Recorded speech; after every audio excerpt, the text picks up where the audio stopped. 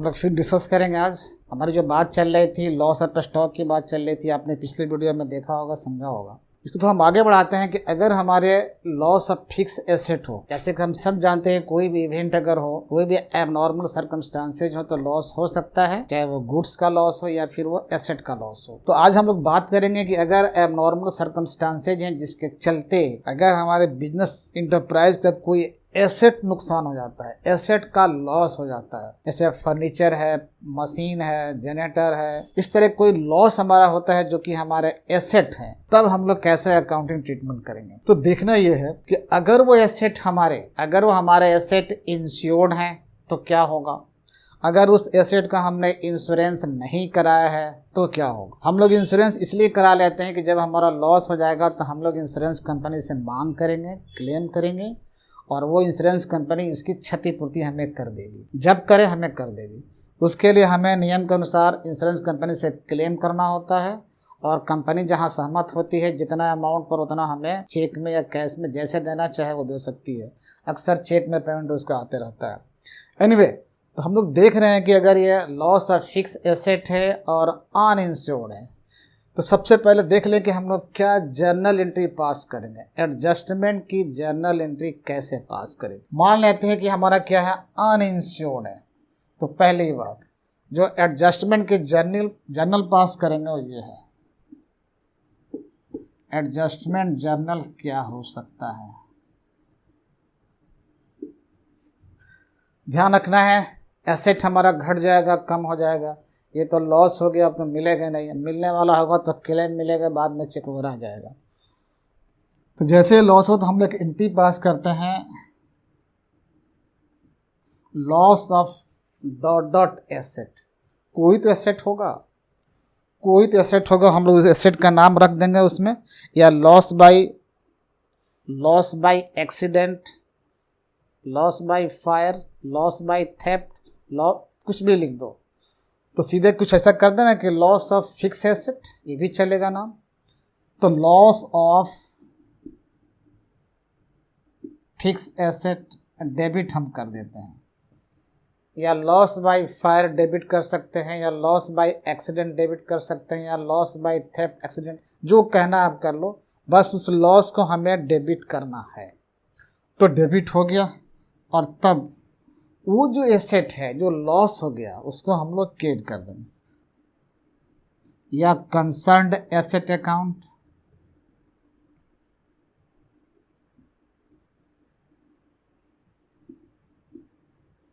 और यहाँ जो अमाउंट आपको डालना है यहाँ पर अमाउंट डाल देना, जितने को संपत्ति लॉस हुई है एबनॉर्मल लॉसेस के नाम पर हम उसको यहाँ पर अमाउंट डाल देंगे और बस कहानी ख़त्म हो जाएगी। Being loss of fix asset transfer to dot E या कंसर्न्ड एसेट अकाउंट उसमें भेज दिया। ये तो जर्नल एंट्री हमने उसकी पास कर दी। अगर ये एसेट हमारा इंश्योर्ड होता, तो हमारे लिए लॉस की बात नहीं थी, हम सीधे क्लेम करेंगे। अगर इंश्योर्ड है, ये इंश्योर्ड नहीं है तब तो यहाँ लिख देते हैं कि इंश्योर्ड एसेट।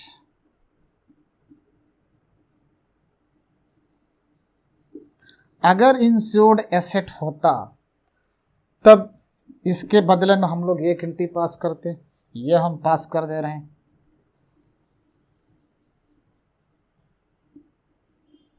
इंश्योरेंस क्लेम को डेबिट कर लें,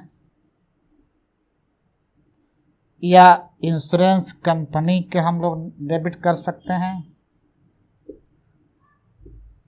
इन दोनों में किसी एक का नाम हम लोग डेबिट कर लेंगे और वो asset concerned asset account.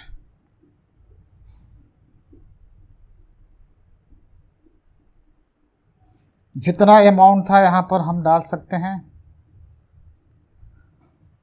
Being loss of asset claimed कर देना, काम खत्म, ये हो जाएगा। अच्छा, पहले वाले बात कर रहे थे कि अगर ये इंश्योर्ड एसेट तब तो हमने ये जर्नल एंट्री पास कर दी। अगर वो इंश्योर्ड नहीं है तो देखना अल्टीमेटली जो उसका लॉस है हमें इंश्योरेंस कंपनी से तो मिलना नहीं है, तो अंत में ये जो हमारे एंट्री वैसे दशा में कहाँ जाएंगे, प्रॉफिट एंड लॉस अकाउंट में चले आएंगे। तो प्रॉफिट एंड लॉस अकाउंट में ट्रांसफ़र करने पड़ते हैं। तो प्रॉफिट एंड लॉस अकाउंट में कैसे करेंगे, हम लोग करेंगे प्रॉफिट एंड लॉस अकाउंट को डेबिट कर देंगे टू क्या कर देंगे, loss of fix asset account. ये कब करेंगे, अगर उसका इंश्योर्ड नहीं किया गया है तब करेंगे।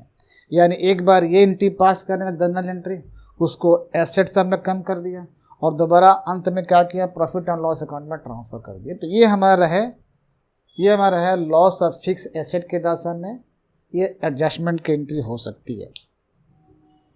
अब देखते हैं कैसे हम लोग फाइनल अकाउंट में जगह देंगे इसको। कैसे फाइनल अकाउंट में, तो हम इतना कह सकते हैं इसको देखते हुए कि अगर एबनॉर्मल इवेंट के चलते, एबनॉर्मल कॉजेज या रीजंस हैं या एबनॉर्मल सर्कमस्टांसेस के चलते हमारा फिक्स एसेट का लॉस होता है, वैसे दशा में यह देखना है कि ये इंश्योर्ड है या अनइंश्योर्ड है। अगर इंश्योर्ड नहीं है तो फिक्स एसेट का एबनॉर्मल लॉस है और वो इंश्योर्ड नहीं है तो क्या करेंगे, पीएल अकाउंट के डेबिट साइड में दिखलाएंगे।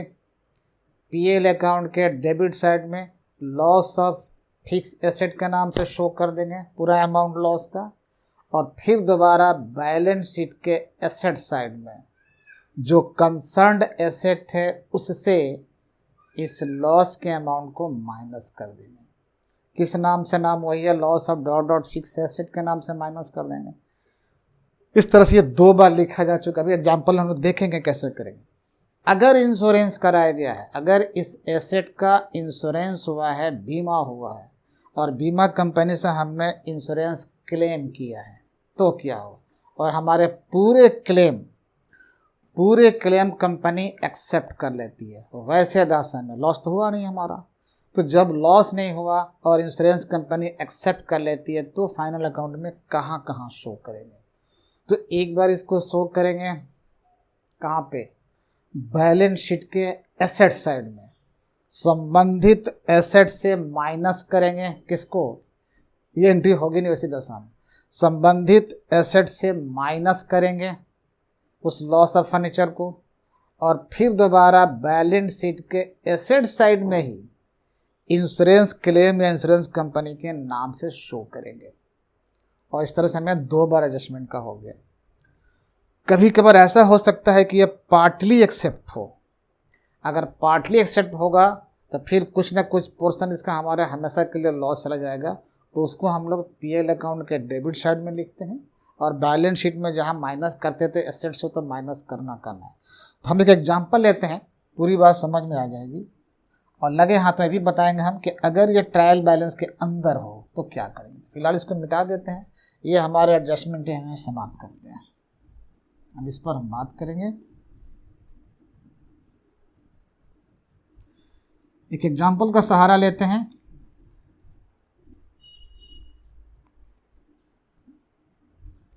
चलो मान लेते हैं कि हमें ट्रायल बैलेंस दिया हुआ है, हमें ट्रायल बैलेंस दिया है जिसमें एसेट के बारे में कुछ ऐसी बातें हैं, इससे मान लेते हैं।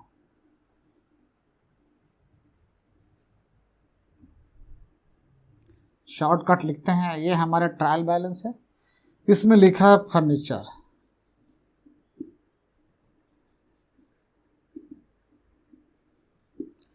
ये डेबिट बैलेंस है। ये मान लेते हैं कि 40,000 का फर्नीचर था, और बाद में पता लगता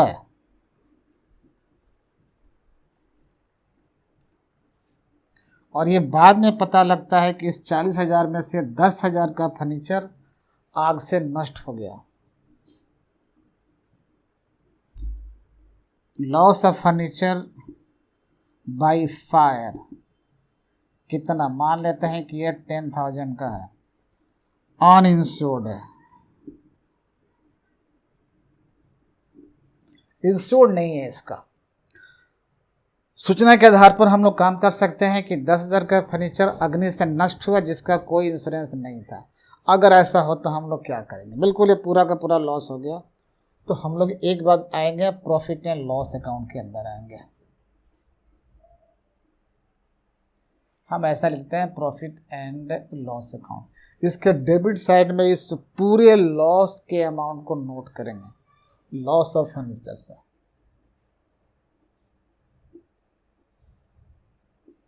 कितना लॉस हुआ है? 10,000। ये कहानी खत्म होगी। फिर आएंगे हम लोग किसमें? बैलेंस शीट में आ जाएंगे। जब बैलेंस शीट में आएंगे तो इसके भी दो साइड हैं, एक एसेट साइड और एक लायबिलिटी साइड। तो देखते हैं कि एसेट साइड में हम लोग क्या रखेंगे। ये हमने फर्नीचर रखा, कितना यहाँ से लिया है? फर्नीचर एसेट है, एसेट साइड में आएगा तो 40,000 हमने इनर कॉलम में रखा। और जो लॉस हो गया है हमारा, उस लॉस को यहाँ से माइनस करेंगे। लॉस बाई फायर, कितना लॉस हुआ है? 10,000 लॉस हुआ है। और माइनस करने के बाद जो बैलेंस बचेगा उसको आउटर कॉलम में शो कर देंगे। तो इस प्रकार ये जो 10,000 है ये हमारा एडजस्टमेंट है। दो बार दिखना चाहिए, दो जगहों पर। तो एक बार बैलेंस शीट में दिखाई पड़ रहा है और एक बार कहाँ? प्रॉफिट एंड लॉस अकाउंट दिखाई पड़ रहा है। इस प्रकार हमने शो कर दिया। क्या क्यों शो किया? ये एक एडजस्टमेंट के रूप में है, ऐसा शो कर दिया। अच्छा, अगर हम ये मान लें कि ये जो हमारा है इंश्योर्ड था, तब कहानी क्या हो सकती है? सपोज करो कि जो लॉस बाय फायर है 10,000 एंड फर्नीचर इज इंश्योर्ड। तो जब इंश्योर्ड होगा तो हम लोग क्लेम करेंगे, सीधा क्लेम करेंगे इंश्योरेंस कंपनी से। तो जाहिर सी बात है, हमारा लॉस है, हम तो पूरा क्लेम करेंगे। और कंपनी ने संजोग बस पूरा एक्सेप्ट कर लिया हमारा क्लेम। तो ठीक है, ये लिख करते हैं क्लेम एक्सेप्टेड इन फुल। अगर ये सूचना मिलती है कि हमने क्लेम के वो पूरा का पूरा एक्सेप्ट हो गया है और ये फर्नीचर क्या था? इंश्योर्ड था। अगर ये सिचुएशन है तब हम लोग क्या एंट्री करेंगे? इसका सीधा मतलब है कि लॉस नहीं हुआ, हमें इंश्योरेंस कंपनी से मिल जाना है। वैसे हालत में हमें पीएल अकाउंट में जाने की ज़रूरत ही नहीं है। वैसे हालत में हमें पीएल, क्योंकि लॉस हुआ ही नहीं हमारा, इसलिए सीधे हम लोग बैलेंस शीट को देख रहे हैं। तो सबसे पहले बैलेंस शीट में हम नोट करते हैं क्या? फिक्स एसेट में आएगा हमारा फर्नीचर। शॉर्ट लिखते हैं तो फर्नीचर हमारे कितने थे? ट्रायल बैलेंस में 40,000 के थे, लेकिन जल चुके हैं फर्नीचर, आउट हो गए हमारे व्यापार से, आउट हैं तो चले गए बाहर, जल कर राख हो गए, आउट हो गए। तो उसको तो हम तो माइनस करेंगे भाई। लॉस बाय फायर कितना? 10,000 का। अब ये घट कर रह गया हमारे बिजनेस में 30,000। लेकिन ये जो 10,000 का जो लॉस चला गया बाहर, अब फर्नीचर के रूप में नहीं है हमारे बिजनेस से, बल्कि एक इंश्योरेंस क्लेम के रूप में एसेट का नाम पड़ा रहेगा यहाँ पर। तो भी एसेट साइड में आएगा हमारा। इंश्योरेंस क्लेम, संजोग से पूरा अमाउंट एक्सेप्ट कर लिया गया था। और इस प्रकार ये जो 10,000 है वो दो बार आना चाहिए, क्योंकि एडजस्टमेंट में है। तो एक बार यहाँ आ चुका है और एक बार यहाँ आ चुका है। दो जगहों पर, ऐसा नहीं कि डिफरेंट जगह जाए, वो कहीं भी हो सकता है, दो जगहों पर दो बार हो सकता है। किसी एक ही स्टेटमेंट के अंदर आ सकता है या दो स्टेटमेंट के अंदर बाहर जा सकता है, जहाँ भी जाए। तो इस प्रकार हमने एडजस्टमेंट को नोट कर दिया इस केस में। अच्छा, ऐसा भी हो सकता है कि ये जो हमारा लॉस बाय फायर जो अमाउंट है 10,000 है और ये इंश्योर्ड है, हमने क्लेम किया, लेकिन company, insurance company fully accept नहीं कह रही, कह रही कि 8,000 एक्सेप्ट। तो इंश्योरेंस कंपनी एक्सेप्ट हमारे क्लेम को 8,000 करती है। Insurance claim admitted but accepted only ₹8,000। वैसे दशा में क्या होगा? यहाँ पर हम नोट कर दें, ये फुल एक्सेप्ट नहीं हुआ। Insurance claim accepted ₹8,000। इंश्योरेंस किया हमने फर्नीचर का, जिसमें 10,000 का लॉस हो गया है अग्नि से। इंश्योरेंस कंपनी हमारे क्लेम को एक्सेप्ट कर रही है सिर्फ 8,000। हमने क्लेम दिया था कितने का, 10,000 का, तो 2,000 तो अभी हमारा गायब है। तो देखते हैं ऐसे दशा में क्या होगा। जब इस तरह का केस होगा तो हम लोग एक बार फिर आना पड़ेगा पीएल अकाउंट के डेबिट साइड में। वह पोर्शन जो इंश्योरेंस कंपनी ने एक्सेप्ट नहीं किया है उसको पीएल अकाउंट के डेबिट साइड में दिखाएंगे। लॉस ऑफ फर्नीचर कितना, 2,000, इतना दिखा देंगे। या इसको दिखाने का और भी कई तरीके लोग रखते हैं। लोग ऐसे भी रखते हैं कि लॉस ऑफ फर्नीचर हमारा है कितना, 10,000 अंदर लिखते हैं और इसमें से लोग माइनस करते हैं कितना, इंश्योरेंस क्लेम, कितना इंश्योरेंस क्लेम है, फिर आउटर कॉलम आ जाएगा। या तो हम डायरेक्ट लिखते तभी 2,000 ही आता, या थोड़ा दिखला दिए तो पता लगेगा कि 10,000 का लॉस था जिसमें से 8,000 का इंश्योरेंस कंपनी ने एक्सेप्ट किया था, दोनों फिगर, और जो नहीं किया वो हमारे लिए पीएल अकाउंट में आ गया लॉस के जैसे पर। अब फिर हम लोग आएंगे बैलेंस शीट में। तो बैलेंस शीट में क्या करेंगे, ये फिगर ऐसा ही रहेगा। ये बिल्कुल 40,000 में से 10,000 का फर्नीचर गया जलकर खाक, तो अब हमारे पास कितना, 30,000 का बैलेंस बच गया। लेकिन जो क्लेम के नाम पर है वो कितना क्लेम के नाम पर है, 8,000 क्लेम के नाम पर है। और इस तरह हम लोग दिखाएंगे बैलेंस शीट में। ध्यान रखना ये जो 2,000 है ये प्रॉफिट एंड लॉस अकाउंट में ऑटोमेटिक एडजस्ट हो जाएगा।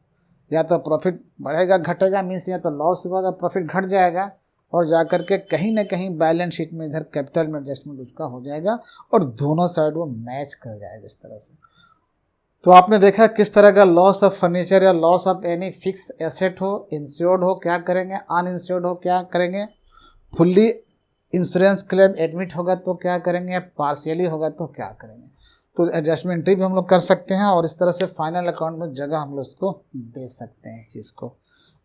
और ये लॉस, अगर ये लॉस ऑफ एसेट एडजस्टमेंट में नहीं दिया है, सपोज करो एडजस्टमेंट में नहीं है, इसकी एंट्री हो चुकी है और ट्रायल बैलेंस में आ चुका है, तब क्या होगा। अगर ये लॉस एंट्री हो चुकी है और ट्रायल बैलेंस में आ चुका तो ऐसे दिखाई पड़ेगा, लॉस ऑफ फर्नीचर या loss of furniture by fire जैसे लिखा है, बस लॉस ऑफ फर्नीचर वो ऐसे दिखाई पड़ेगा। एंट्री अगर हो चुकी रहेगी तो मान लेते हैं यहाँ पर, इसका मतलब है कि वो फर्नीचर ज़्यादा का रहा होगा और 10,000 लॉस हो जाने के बाद भी अभी 40 का बचा हुआ है। क्योंकि ये एंट्री दोनों होने के बाद ये ट्रायल बैलेंस में आ रखा है, इसका मतलब है कि एंट्री हो गई है, होने से पहले ये फर्नीचर रहा होगा 50,000 का और 10,000 के लॉस के एंट्री करते ही वो घट के 40 आ गए। तो जब ये ट्रायल बैलेंस के अंदर होगा तो क्या होगा, अब तक हम बात कर रहे थे बाहर होगा तो क्या होगा। अगर ये लॉस ऑफ फर्नीचर या loss of fix asset trial balance के अंदर होगा तो क्या होगा, तो बस एक ही कहानी, जैसे अंदर होगा तो उसको सिर्फ और सिर्फ पीएल अकाउंट के डेबिट साइड में हम लोग प्रॉफिट एंड लॉस अकाउंट के डेबिट साइड में शो करेंगे एक ही जगह पर।